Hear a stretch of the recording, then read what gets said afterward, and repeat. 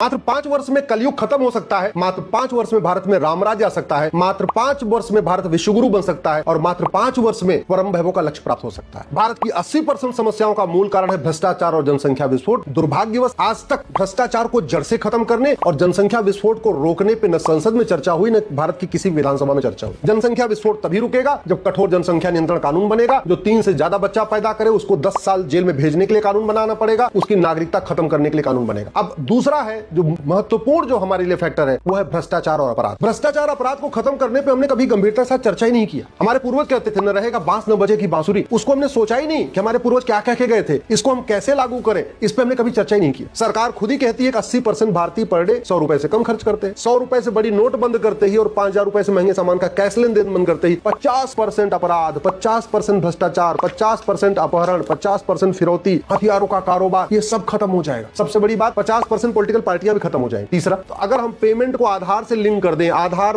Based payment शुरू कर दें और 50,000 रुपए से महंगी संपत्ति को आधार से लिंक कर दें, यानी कोई भी व्यक्ति जो कमाता केवल साल में 5 लाख रुपए है वो 1 करोड़ रुपए खर्च कैसे कर रहा है, ये बैठे बैठे पता चलेगा। ये तीसरा काम हो जाए, 75% भ्रष्टाचार अपराध खत्म। और एक काम और हो जाए, झूठ बोलना गंभीर अपराध हो जाए, झूठ पकड़ने के लिए नार्को पॉलीग्राफ ब्रेन मैपिंग कानून बन जाए। ये जो मैंने तरीका बताया, सतयुग आ जाएगा, भारत विश्वगुरु बन जाएगा, भारत में रामराज्य आ जाएगा, भारत परम वैभव का लक्ष्य प्राप्त होगा, कलयुग अपने आप छू मंतर हो जाएगा। ये मैं गारंटी के साथ कह रहा हूं।